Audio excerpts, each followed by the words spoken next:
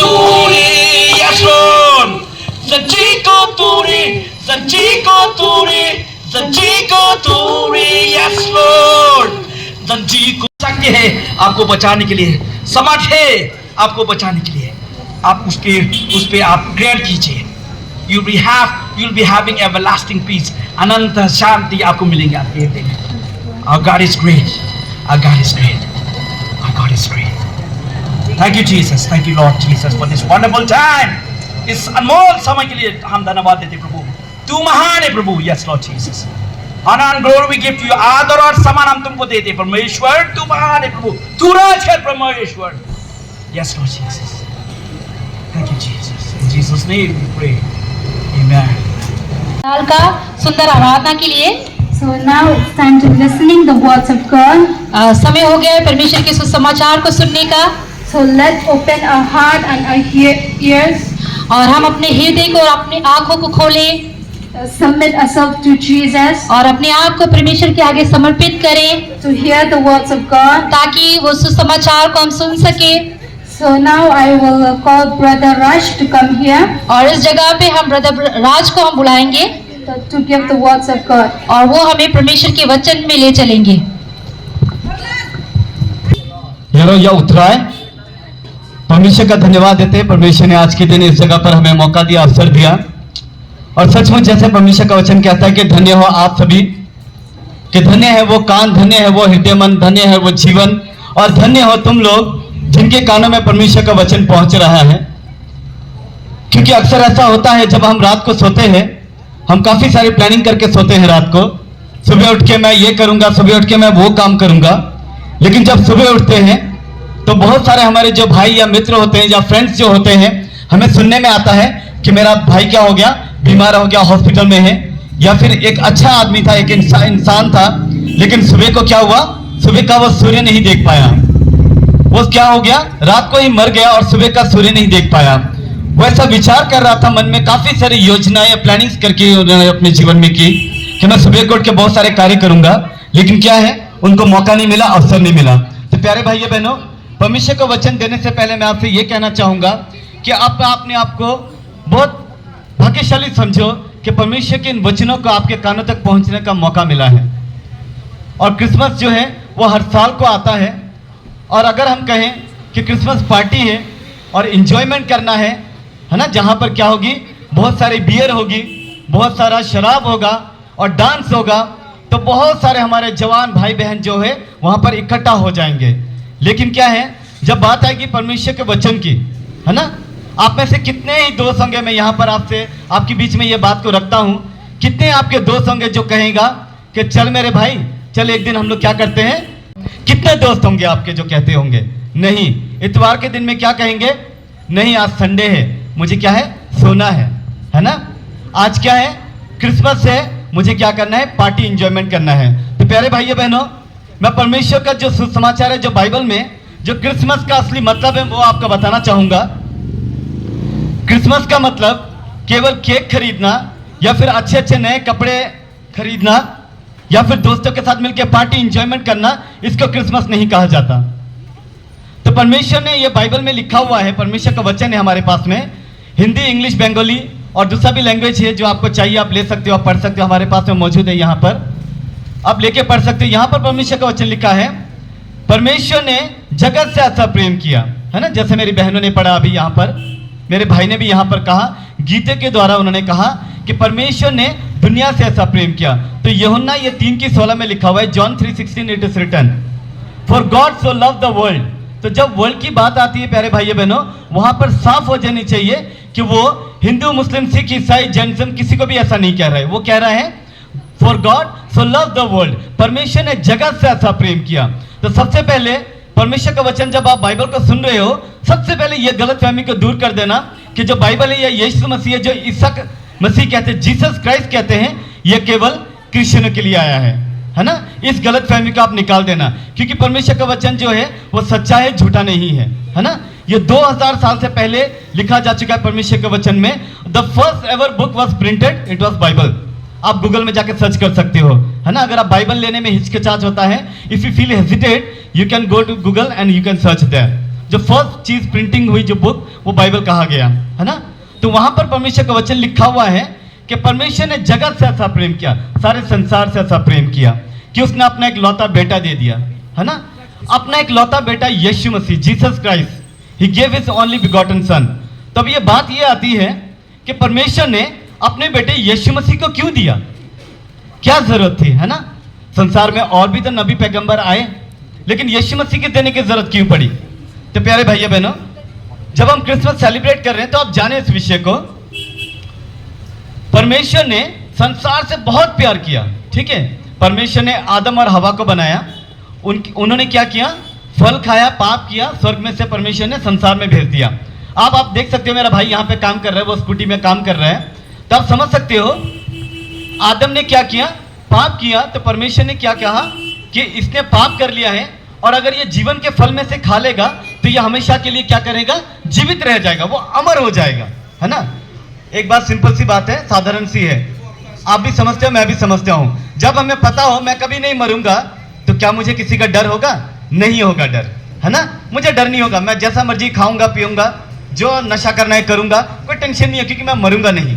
तो परमेश्वर ने जब देखा आदम को कि आदम ने क्या कर लिया, फल खा लिया, अभी से क्या है, इसकी आंखें खुल चुकी हैं, उसकी आंखें खुल चुकी हैं, अभी वो पाप को, अच्छे को और बुरे को समझ सकता है। उसका मतलब ऐसा है, पहले आदम क्या था, छोटा बच्चा था, जैसे मेरे पास यहाँ पे छोटा बच्चा है, उसे पाप और अच्छा क्या है पता नहीं है, लेकिन बाद में क्या हो गया, वो जब उसने फल खा लिया तो वो मतलब बड़ा हो गया, उसकी आंखें खुल गई, पता लग गया उसने पाप है, गुनाह है, सब पता लग गया उसे। परमेश्वर को पता चल गया कि अभी इसने क्या कर लिया, फल खा लिया, अगर इसने अभी जीवन का फल खा लिया तो यह हमेशा के लिए पाप करेगा और जीवित रहेगा। परमेश्वर ने आदम को संसार में भेज दिया, और परमेश्वर ने जैसा कहा वैसा मेरा यहाँ पे भाई लोग सभी लोग कार्य कर रहे हैं, वो काम हम सभी कर रहे हैं। क्या काम कर रहे हैं, परमेश्वर ने कहा तू संसार में जा, तू धरती में क्या करेगा, काम करेगा, पसीना बहाएगा और खाना खाएगा। तो आज क्या है, बिना काम किए रोटी नहीं मिलता, है ना। सभी को काम करना पड़ता है, चाहे वो पढ़े लिखे का काम हो या छोटा से छोटा काम हो, कोई भी काम हो, जैसा मेरा भाई भी यहाँ पे कर रहा है, आप देख सकते हो, मतलब मेहनत करेगा और खाना खाएगा, ये परमेश्वर ने कहा। अभी आदम की संतान हुई, उसके बहुत सारे संतानें हुई, और ऐसे क्या है, दुनिया में लोग भरने लगे, बहुत सारे लोग भरने लगे। तो ऐसा एक समय आया जब संसार में आदमी को अच्छे बुरे का पता चल गया, तो उसने क्या करना शुरू कर दिया, उसने पाप किया, उसने गुनाह किया, ठीक है। तो ऐसा समय आया, परमेश्वर ने कहा मैं तंग आ चुका हूं, मैं तंग आ चुका हूं संसार को बनाकर, मैं बहुत दुखी हूं। अभी एक बात बताइए, माता पिता है, अगर उसका बच्चा चाहे बेटा हो या बेटी हो, अगर वो अच्छा है तो ठीक है, लेकिन जब बच्चे नहीं मानते माता पिता की बात को, तो माता पिता क्या कहते हैं, हम तो परेशान हो चुके हैं। और कभी कभी तो मुख से ये भी निकल जाता है, ये मर क्यों नहीं जाता, है ना। तो परमेश्वर ने देखा मनुष्य को, इतना अच्छा जीवन दिया इसने मुझे, लेकिन ये इंसान क्या कर रहा है, पाप का राज्य नहीं छोड़ रहा है, पाप का काम नहीं छोड़ता है, पाप करते जा रहा है। तो परमेश्वर ने क्या किया, पूरे संसार में फ्लड लेके आया। उसने नोहा जो था केवल उसके परिवार को बचाया। नोहा को हुक्म दिया, उसने कहा नोहा तो एक बहुत बड़ा जहाज बना, हर प्रकार का, हर किस्म का तू क्या है उसमें जानवर रखना, ठीक है। और केवल नोहा और उसका जो परिवार था, बहू बेटे, वही केवल उसमें बचे, और उसके बाकी सारा संसार परमेश्वर ने क्या कर दिया, पानी से खत्म कर दिया। अभी एक बात समझिए, अगर कोई पिता अपने बेटे को घर से निकाल दे, पहला तो गुस्से में बहुत अच्छा लगेगा, है ना, अच्छा हुआ ये घर से चला गया, लेकिन शाम को या अगले दिन क्या होगा, वो पिता रोएगा, वो कहेगा मेरा बेटा 2 दिन हो गया, 3 दिन हो गया, कहाँ चला गया, रोएगा ना, वो पछताएगा, अरे मैंने क्यों डांटा अपने बच्चे को। वैसे ही प्यारे भाइयों बहनों, परमेश्वर पछताया। परमेश्वर ने देखा जब सब तरफ में पानी सूख गया, जब देखा केवल दुनिया में क्या थी, लाशें ही लाशें, केवल नोहा और उसका परिवार बचाया गया। परमेश्वर ने नजरें उठाई, सब तरफ देखा, बाकी सब जानवर मर चुके हैं, सब इंसान मर चुके हैं। परमेश्वर दुखी हुआ। परमेश्वर ने इंसान को वादा किया, अब से लेकर मैं मनुष्य को कभी ऐसे नाश नहीं करूंगा, खत्म नहीं करूंगा। उसका चिन्ह प्यारे भाइयों बहनों आप देख सकते हो। फिर नोहा के द्वारा और उसके जो बहू बेटे थे, उनके द्वारा संसार आगे बढ़ा। लेकिन परमेश्वर क्या देख रहा है, इंसान की फितरत क्या है ना, ह्यूमन नेचर, वो क्या है, he will continue to keep on committing sin. वो क्या करेगा? लगातार पाप करते रहेगा। आज आप सिखाओ, नहीं वो फिर से करेगा। मैं सिगरेट छोड़ना चाहता हूं, नहीं वो फिर करेगा। मैं शराब नहीं पीता, मैं थोड़ा बियर पी लूंगा। मतलब वो कुछ ना कुछ पाप गुनाह करते रहेगा, है ना। ऐसा है इंसान का जो फितरत है। परमेश्वर ने देखा कि इंसान बदल नहीं रहा है। मनुष्य क्या कर रहा है? बलिदान कर रहा है ना। वो अब क्या है? जानवर को काट रहा है, जानवर का बलिदान दे रहा है, सेक्रीफाइस कर रहा है, लेकिन इंसान का जीवन परिवर्तन नहीं हो रहा है। वो उधर का उधर ही है ना। अभी क्या है? वो बलिदान करता है हर साल को ना, जानवर को बलिदान करता है। आजकल भी किया जाता है। वो बलिदान तो कर रहा है कि मेरे पाप के लिए ये जानवर क्या करेगा? मेरा श्राप को ले लेगा, मेरे पाप को ले लेगा, ठीक है। लेकिन यहां बलिदान किया, अगले दिन से फिर वही जीवन, है ना। हम लोग न्यू ईयर में बनाते हैं ना रेजोल्यूशन, ये साल तक मैंने सिगरेट पिया, ये साल मैंने शराब पी, अगले साल से नहीं करूंगा। लेकिन क्या है? फर्स्ट डे न्यू ईयर में क्या करेगा? चलो आज नहीं करना है, लेकिन 2 तारीख से चलो हो गया, न्यू ईयर चला गया, फिर से शुरू करो। इंसान का फितरत ये है। परमेश्वर ने देखा कि मनुष्य पाप और गुनाह करते जा रहा है और वो बलि भी करते जा रहा है। फिर परमेश्वर ने क्या देखा कि मैंने मनुष्य से क्या कर दिया? वादा कर दिया। और प्यारे भाइयों बहनों, आप कोई वादा करके मुकर सकते हो, है ना। मैं कोई वादा करूं, मैं मुकर सकता हूं, मैं कह सकता हूं सॉरी मैं नहीं कर सकता, लेकिन परमेश्वर तो परमेश्वर है। पता है ये परमेश्वर की कमजोरी है और ये परमेश्वर की खासियत भी है कि परमेश्वर झूठ नहीं बोलता और परमेश्वर जो बात कह देता है ना, उसे पूरा जरूर करता है। तो प्यारे भाइयों बहनों, जैसे परमेश्वर ने वादा किया था, वो संसार को फिर से तो खत्म नहीं कर सकता पानी के द्वारा। तो परमेश्वर ने क्या किया? परमेश्वर ने यह निश्चय किया कि मैं अपने एक लौते बेटे को संसार में भेजूंगा, अपने एक लौते बेटे को, है ना। तो परमेश्वर ने क्या किया? जो खुद परमेश्वर है, उसने अपना स्वरूप, कहते हैं खुद परमेश्वर का स्वरूप जो यीशु मसीह, उसे अपना बेटा बनाकर संसार में भेजा। तो प्यारे भाइयों बहनों, क्रिसमस का मतलब क्या है? यीशु मसीह को जब संसार में जन्म दिया गया, वो किस लिए आया?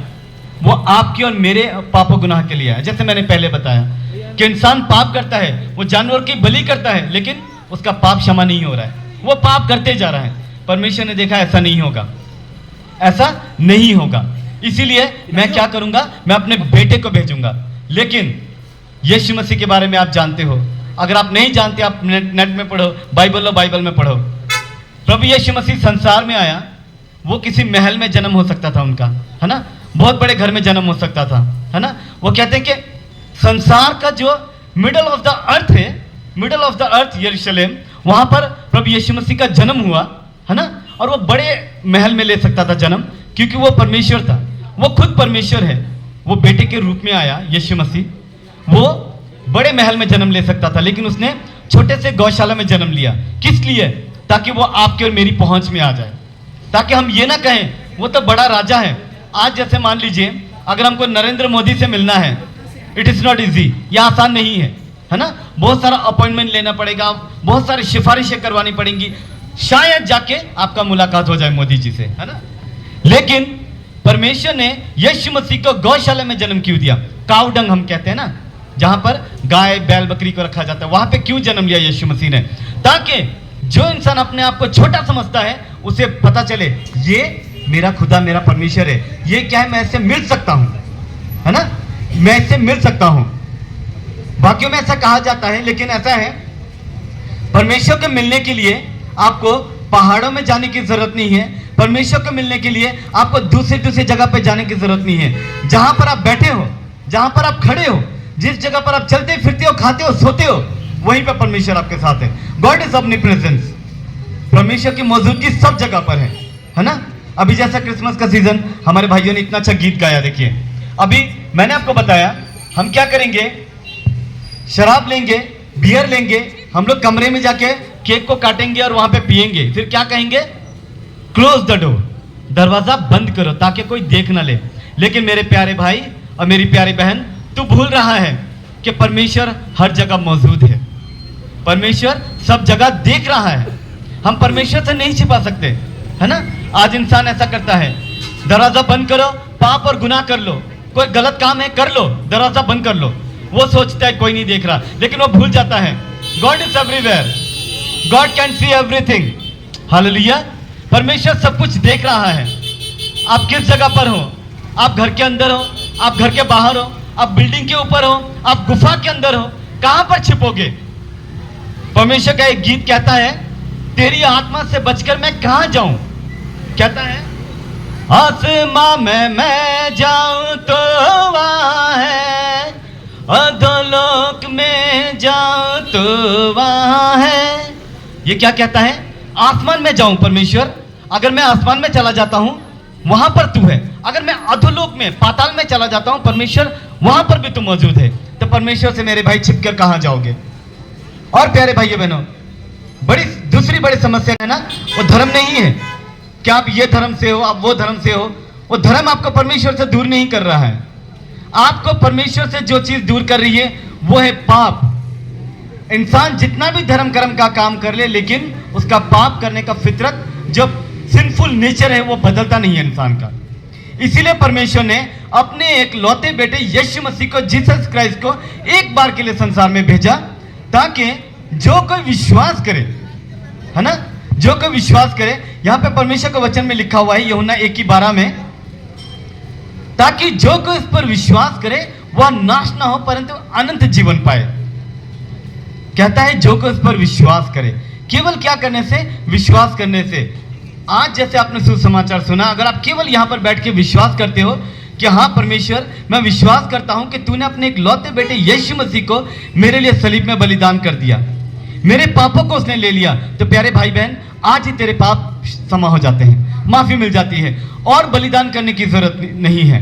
You don't need to shed any blood. कोई खून बहाने की जरूरत नहीं है, आपको माफी मिल चुकी है। केवल क्या करना है? उसे एक्सेप्ट करना है, ग्रहण करना है अपने जीवन में कि हाँ परमेश्वर, मैं विश्वास करता हूं कि यीशु मसीह मेरे लिए बलिदान हो गया। और उसी के साथ प्यारे भाइयों बहनों, ये कहा गया कि जब आदम के जीवन में मौत आ गई, है ना, जब उसने पाप कर लिया, तो अभी क्या हो गया? वो मरकर खत्म हो गया, चला गया। परमेश्वर ने देखा, मैंने इसे आत्मा दी लेकिन ये खत्म होकर चला जा रहा है। फिर परमेश्वर ने यीशु मसीह के द्वारा ये किया कि जो शैतान का जो प्रभाव था आपके जीवन में, आज इंसान को सबसे ज्यादा डर किसका है? मौत का है। मरने के बाद में खत्म कहानी, लेकिन नहीं है प्यारे भाइयों बहनों। मरने के बाद में दूसरी कहानी शुरू होती है। वो दूसरी कहानी कौन सी है? जब आपकी आत्मा का न्याय होता है। After death there will be judgment for your soul my dear brother and sister. आपकी आत्मा का न्याय होगा। आप ऐसा ना सोचे मैं यहां पर जैसे मर्जी अपना जीवन जीऊंगा, by any how I will just live my life and die and go from this world.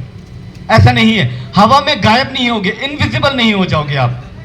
आपका जो है सोल, जो फ्लैश है, वो चला जाएगा, है ना, वो जला दिया जाएगा या कब्र में रख दिया जाएगा मरने के बाद में। But your soul is eternal my dear brother and sister. What will you do with that? आप अपने आत्मा के साथ में क्या करोगे? शरीर तो चला जाएगा, ठीक है ना। बात ऐसा है, रात को आप चिकन तंदूरी खा लो या फिर दाल रोटी खा लो, सुबह को भूख लगना जरूरी है ना। वैसा ही है, शरीर आपका जा रहा है, लेकिन आप चिंता किसके लिए करो? अपनी आत्मा के लिए चिंता करो कि मरने के बाद में आपकी और मेरी आत्मा कहां जाएगी। मेरे बहुत सारे दोस्त मित्र हैं, जब मैं परमेश्वर का वचन देता हूं उनको, तो वो पता क्या कहते हैं? होगा यार, मरने के बाद में देखेंगे स्वर्ग नरक कब कहां जाएंगे, कब तब देखा जाएगा। लेकिन प्यारे भाइयों बहनों, बाइबल बताती है और आप भी जानते हो, बाइबल में लिखा हुआ है मरे हुए शेर से कुत्ता बेहतर है। बाइबल में लिखा है, आप लेके पढ़ सकते हो, गूगल में सर्च कर लो। लिखा हुआ है मरे हुए शेर से कुत्ता बेहतर है। पता क्यों? क्योंकि शेर जब मरा हुआ है ना, आप अगर मारेगा वो छोड़ेगा, कुत्ता क्या करेगा? काटेगा। इसीलिए बाइबल में कहता है मरे हुए शेर से कुत्ता बेहतर है। बाइबल में क्यों कहा गया है? इसीलिए प्यारे भाइयों बहनों, हमें क्या है, जीवित रहते ही हमें सोचना है कि हमारी आत्मा कहां जाएगी। जैसे मैंने पहले कहा, आपका धर्म, मेरा धर्म, ये बड़ी समस्या नहीं है। समस्या ये है, धर्म हम बहुत करते हैं, है ना, बहुत धर्म करते हैं, लेकिन मनुष्य के जीवन से पाप नहीं जाता, इंसान के जीवन से पाप नहीं जाता।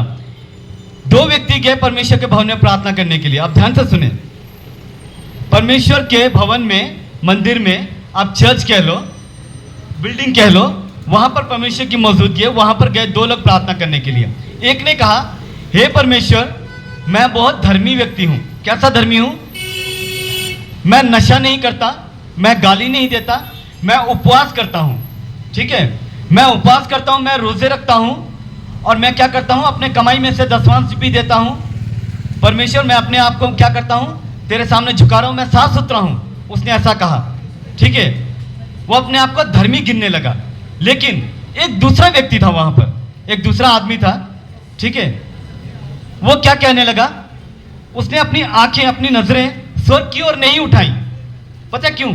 क्योंकि जो गुनहगार होता है ना, उसे पता होता है। उसने क्या किया, नीचे की ओर झुका, घुटनों पर आ गया, अपने घुटनों पर आया, नील डाउन हुआ, और उसने कहा, हे परमेश्वर, हे परमेश्वर, मैं तो इस योग्य भी नहीं, मैं इस लायक नहीं कि अपने आंखें स्वर्ग की ओर उठाऊं।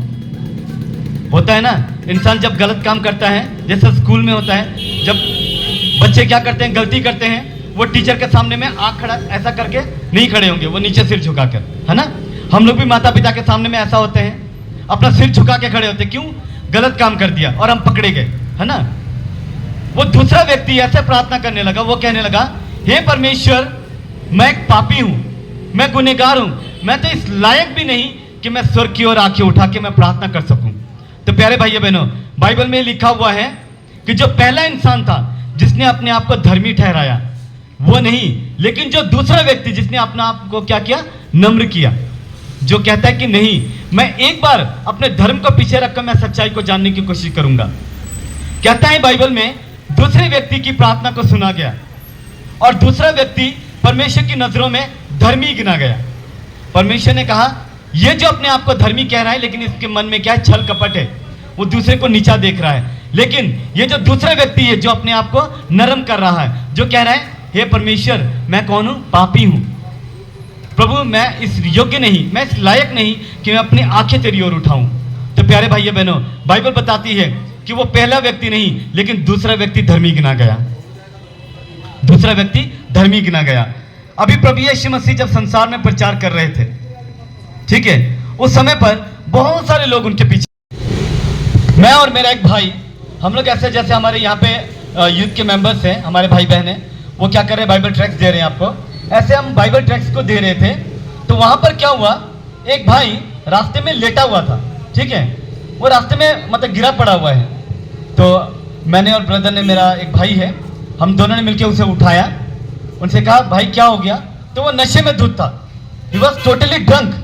तो हमने क्या दिया उसे, ये लो आप, हम आपके लिए प्रे करते हैं, और ये आपका बाइबल का ट्रैक्स है, आप लीजिए, पढ़िए, हो सकता है परमेश्वर, अगर आप विश्वास करो तो आपका जीवन परिवर्तन हो जाए, बदल जाए। तो ध्यान से सुनिएगा, वो भाई शराब पी के नीचे गिरा हुआ है, तब तक क्या है, ठीक है, हमने उठाया, बोला, भाई यहाँ पे क्या कर रहे हो, लॉकडाउन का समय है, कोई आदमी तो खाना नहीं है तो बाहर में है, आप बाहर में क्यों है, नशे में?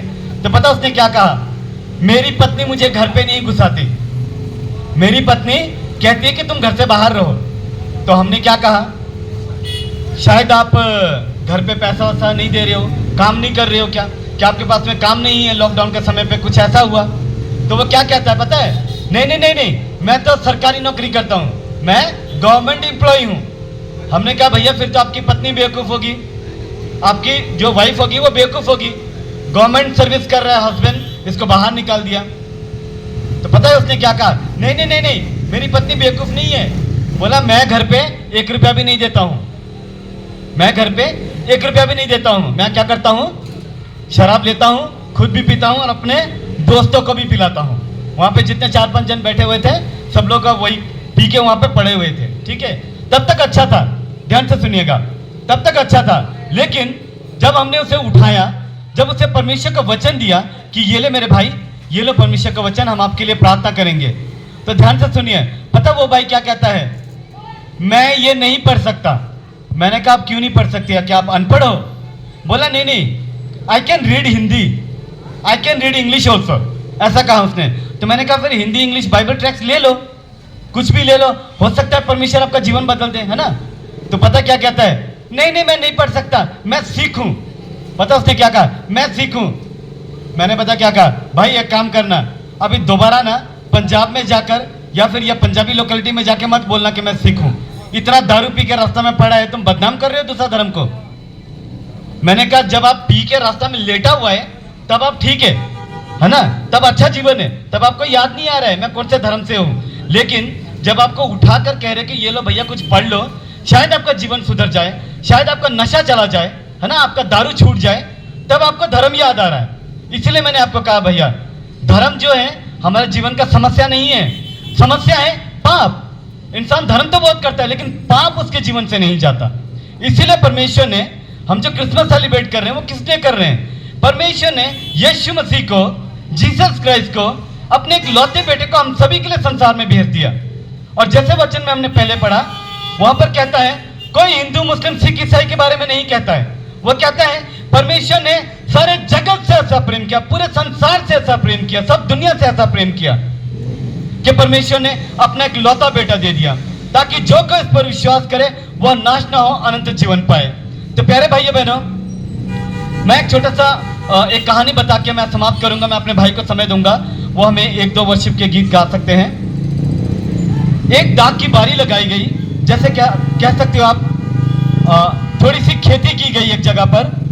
तो खेती करने के समय पे ऐसा हुआ, जब साल भर हो गया तो मालिक ने क्या किया, अपने काम करने वालों को वहां पर भेजा। ठीक है, परमेश्वर उसने क्या किया, मालिक ने अपने काम करने वालों को भेजा, जाकर मेरा हिस्सा लेके आओ। मान लीजिए सेब का बगीचा है, सेब का, एप्पल का एक बगीचा है, गार्डन है, वहां पर काम हुआ, साल भर काम हुआ, कमाई हुआ।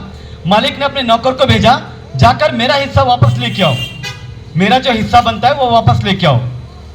तो उन लोगों ने क्या किया, नौकर को मार पीट कर भगा दिया जो गार्डन में काम कर रहे थे। ठीक है, उन लोगों ने क्या किया, मारकर भगा दिया उनको। लेकिन परमेश्वर ने क्या किया, दूसरे नौकर को भेजा, उन लोगों ने उसे भी मार पीट कर भेज दिया, बोला कि हम लोग कोई हिस्सा नहीं देंगे, हम लोग कोई हिस्सा नहीं देंगे। परमेश्वर बहुत दुखी हो गया, परमेश्वर दुखी हो गया। और मालिक वहां पर क्या सोच रहा है, मैंने एप्पल का ये पूरा सेब का बगीचा इनको दिया काम करने के लिए, अपना मुनाफा लो और मेरा मुनाफा मुझे दो। इन लोगों ने मेरे नौकरों को मार दिया। अभी मालिक क्या कर रहा है, मालिक कहता है मैं अपने एक लौते बेटे, अपना जो बेटा है मैं इसको भेजूंगा। वो जो गार्डन में जो काम कर रहे हैं ना माली लोग, वो लोग क्या करेंगे, ये क्या है, मालिक का बेटा है समझकर क्या करेंगे, उसकी इज्जत करेंगे और उसे क्या करेंगे, जो उनका हिस्सा बनता है मालिक का वो दे देंगे। लेकिन हुआ क्या, ध्यान से सुने। अभी जो दाग की बारी में जो था, गार्डन में जो काम करने वाले थे, उन लोगों ने क्या देखा, अरे ये मालिक का बेटा है, अगर इसे मार दें तो ये बगीचे का वारिस कौन होगा, कोई भी नहीं, ये बगीचा किसका होगा, हमारा होगा। तो उन लोगों ने क्या किया, मिलकर मालिक का जो एक बेटा था उसे मार दिया, उन लोगों ने उन्हें मार दिया। अभी आप समझिए, मान लीजिए वो बगीचे का मालिक है, उसका एक लौता बेटा है, एक लौते बेटे को मार दिया गया है। अभी मालिक क्या करेगा, वो आकर क्या करेगा, वो गुस्से में आएगा, गुस्से में आएगा, बहुत सारे लोगों को लेके आएगा और गार्डन में, बगीचे में जितने लोग काम करते हैं सबको क्या करेगा, वो हिसाब लेगा, सबका, सबको मारेगा पीटेगा, हिसाब लेगा। बता, जब मैंने नौकर को भेजा तूने मार के भगा दिया, लेकिन जब मैंने अपने एक लौते बेटे को भेजा तूने क्या कर दिया, उसे मार दिया, जान से मार दिया। अभी क्या करेगा, मालिक आकर उनकी खातिरदारी करेगा, क्या करेगा, जजमेंट करेगा, उनका न्याय करेगा। तो प्यारे भाइयों बहनों, परमेश्वर ने बहुत सारे नबी पैगंबर भेजे, है ना, संसार में आए, इब्राहिम इसहाक आए, याकूब आया, मूसा आया, बहुत सारे नबी आए, है ना। लेकिन क्या है, लोगों ने क्या किया, विश्वास नहीं किया। इसीलिए परमेश्वर ने क्या किया, अपने एक प्रिय बेटे, हिज ओनली बिगॉटन सन, जिसे वो बहुत प्यार करता था, अपना बेटा यीशु मसीह, उसे भेज दिया। लेकिन संसार ने क्या किया, आपने क्या किया, मैंने क्या किया, हम लोगों ने मिलकर यीशु मसीह को मार दिया, सूली पे चढ़ा दिया। और अभी हम लोग क्या कर रहे हैं, क्रिसमस सेलिब्रेट कर रहे हैं, क्योंकि इंसान को अभी तक उसका सही मतलब नहीं पता। क्रिसमस का मतलब क्या है, कि मेरे लिए एक क्या है, एक उद्धारकर्ता का जन्म हुआ है, यीशु मसीह उद्धारकर्ता, है ना। इंसान ने क्या किया, ये मालिक का एक बेटा है, एक लौता बेटा है, इसे मार दो। यीशु मसीह को मार दिया, सलीब पे चढ़ा दिया। लेकिन यीशु मसीह ने शैतान को हराया, तीसरे दिन मुर्दों में से जी उठा। Praise the lord. Yeshu Masih ने क्या किया? मौत को हरा दिया। शैतान का वश था संसार के ऊपर में, आपके ऊपर में, मेरी आत्मा के ऊपर में। इंसान मर जाता, हम भी मर जाते, चले जाते, लेकिन परमेश्वर ने देखा कि मेरी आत्मा, जब मैंने यह आत्मा भेजी है, यह आत्मा को मैं नाश होने नहीं दूंगा। इसीलिए परमेश्वर ने अपने इकलौते बेटे यीशु मसीह को भेजा, जीसस क्राइस्ट को भेजा। आज केवल प्यारे भाई बहन आपको कुछ नहीं करना है, केवल विश्वास करने से हो गया, केवल विश्वास करने भर से हो गया। आपका धर्म परिवर्तन नहीं हो रहा है, आपका जीवन परिवर्तन हो रहा है। जैसे मैंने पहले कहा, परमेश्वर का वचन बाइबल में लिखा हुआ है, उससे मत डरो जो तुम्हारे शरीर को खत्म कर सकता है, लेकिन उससे डरो जो तुम्हारी आत्मा को भी खत्म कर सकता है। Don't fear from the one who can destroy your flesh, fear from the one who can destroy even your soul, जो आपकी आत्मा को भी नाश कर सकता है। आज जीवन है भाई, जैसा भी चला जाएगा, है ना। कोई गरीबी में चला जाएगा, कोई थोड़ा अच्छा खा पी के चला जाएगा, लेकिन असली जो बात है वो ये है चिंता के विषय कि हमारी आत्मा कहां जाएगी। Where will your soul go after death? जब आपका शरीर चला जाएगा। तो यीशु मसीह ने कहा, जैसे मैं जीवित हूं वैसे तुम भी जीवित रहोगे, जैसे मैं जीवित हूं तुम भी जीवित रहोगे। तो प्यारे भाइयों बहनों, अगर आज के दिन आप विश्वास करते हो कि प्रभु यीशु मसीह सचमुच परमेश्वर का इकलौता बेटा है और वो संसार में मेरे लिए आया और मेरे लिए मर गया और तीसरे दिन मुर्दों में से जी उठा, प्यारे भाइयों बहनों, केवल इतना विश्वास करने भर से आपका जीवन परिवर्तन हो जाता है। और आपको मरने के बाद में आपकी आत्मा कहां जाएगी आपको चिंता करने की जरूरत नहीं है, क्योंकि यीशु मसीह ने कहा, जब वो सलीब पे मर गया, तीसरे दिन मुर्दों में से जी उठा, तो यीशु मसीह ने कहा, जहां मैं जा रहा हूं वहां पर तुम भी मेरे साथ होगे। I am going to my father's place to prepare a house for you. वो आपके लिए जगह बनाने गया प्यारे भाइयों बहनों। तो याद रखें, एक बड़ा धनवान व्यक्ति है, बड़ा धनवान व्यक्ति है, वो बड़ा घर बना रहा है, आपके लिए कमरे तैयार कर रहा है, लेकिन अगर उसके बच्चे नहीं आएंगे तो क्या होगा? पैसे का क्या फायदा होगा? इसीलिए प्यारे भाइयों बहनों, परमेश्वर ने अपने बेटे यीशु मसीह को भेज दिया, बलिदान कर दिया। वो हमारे लिए, यीशु मसीह जिंदा सलीब में से मरकर जीवित हुआ और चला गया स्वर्ग में बैठा है जाकर। वो हमारे लिए घर तैयार कर रहा है। तो प्यारे भाइयों बहनों, आप और मेरे लिए स्वर्ग में घर तैयार है, और सवाल यह आता है, क्या आप तैयार हो स्वर्ग जाने के लिए? आप तैयारी लिए प्यारे भाइयों बहनों। ये क्रिसमस का मतलब को आप जाने, जैसे पहले शुरुआत से कहा हमारी बहनों ने पढ़ा, मैं वहीं से वचन को खत्म करता हूं कि परमेश्वर ने जगत से ऐसा प्रेम किया। वहां पर कोई हिंदू नहीं, कोई मुस्लिम नहीं, कोई सिख नहीं, कोई ईसाई नहीं, कहता है सारे संसार से, दुनिया से। क्योंकि जब आप बीमार होते हो हॉस्पिटल में, आपको, आप क्या हो? हिंदू हो, एडमिट कर लो, क्रिश्चियन हो, बाहर फेंक दो, ऐसा नहीं होगा। बीमार हो, आ जाओ, अंदर आ जाओ, ऐसा होता है। तो प्यारे भाइयों बहनों, दवाई का जरूरत किसको है? दवाई का जरूरत बीमार को है। तो इसीलिए याद रखें, आपको शरीर चंगा लग रहा है लेकिन आत्मा दुखी है। पता है अंत में परमेश्वर का जरूरत कब पता चलता है? जब इंसान चुपचाप से हॉस्पिटल का कोने बेड में पड़ा रहता है। बहुत सारे लोग, आप हमारे साथ चल के भी देख सकते हो, टीबी हॉस्पिटल में है, 10-10 साल हो चुके हैं टीबी हॉस्पिटल में पड़े हुए हैं। परिवार ने, पत्नी ने, बच्चों ने, सबने छोड़ दिया। क्यों? अब ये ठीक होने वाला नहीं है। उस समय पर वो कहता है, काश मेरा जीवन बच जाता, मेरा परिवार मुझे ले जाता। तो प्यारे भाइयों बहनों, ऐसा समय आपके जीवन में ना आए। हम प्रार्थना करते हैं इस जगह पर कि परमेश्वर जो आज जो आपके कानों में जो वचन पड़ा है कि यीशु मसीह हमारा उद्धार करता, वो हमारा सल्वेशन गिवर है, वो हमारा उद्धार करता, मुक्ति दाता प्रभु यीशु मसीह, वो आपको जीवन देने के लिए आया है। परमेश्वर नहीं चाहता, अगर परमेश्वर चाहे तो वो एक चुटकी बजाकर सारे संसार को खत्म कर सकता है ना, क्योंकि बड़ा मालिक है, परमेश्वर के हाथों में सब कुछ। लेकिन परमेश्वर नहीं कहता। परमेश्वर आप लोगों से प्यार करता है, परमेश्वर मुझसे बहुत प्यार करता है। इसीलिए परमेश्वर ने क्या है, हमारे लिए अपने बेटे यीशु मसीह को बलिदान कर दिया। तो प्यारे भाइयों बहनों, क्रिसमस का सुसमाचार यही है, क्रिसमस आप मनाएं, बहुत अच्छे से खुशियां मनाएं, और यीशु मसीह का बलिदान को ना भूलें, क्योंकि उनके बलिदान के बिना हमारा क्रिसमस मनाना भी बेकार हो जाएगा। क्योंकि यीशु मसीह ने जन्म लिया, किस लिए? वो हमारे लिए मरने के लिए आ गया। वो इसलिए नहीं आया कि उसे तख्तो ताज में बिठाया जाए, बड़े महल में रखा जाए, नहीं।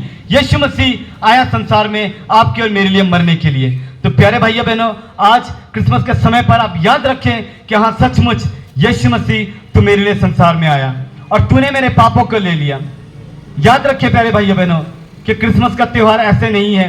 क्रिसमस का त्यौहार बहुत खुशी का त्यौहार है, लेकिन ये मीनिंगफुल तब होगा जब आप यीशु मसीह को बलिदान को पहचानेंगे, उसके बलिदान को चाहोगे और जानोगे कि हाँ सचमुच प्रभु यीशु मसीह हमारे लिए बलिदान हुआ। तो परमेश्वर आपको इन वचनों से आशीष दे। मैं आगे के समय ब्रदर को यहाँ पे बुलाता हूँ, वो आके कुछ वर्शिप के आराधना के गीत गाएंगे और हम विश्वास करते हैं कि इन गीतों के द्वारा भी परमेश्वर आपको बहुत सारी आशीष देंगे। आमीन।